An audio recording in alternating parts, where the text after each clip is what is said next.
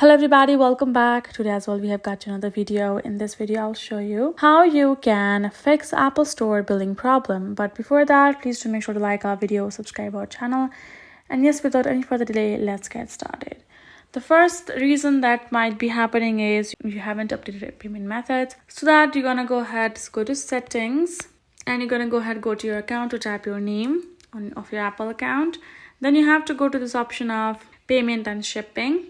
Then you have to add a new payment method if the previous one is not working. Next thing is you're gonna go ahead and do some information check on the shipping address as well. Then what you're gonna do is you're simply gonna go ahead, tap on fix payment information if there is a problem. Then you're gonna select try again and reattempt to charge or add a new valid payment method. Once you have done that, you're gonna go ahead, save and go back. That should help you out. Now next time you're gonna go ahead and make a payment with your Apple Pay, it should work finely.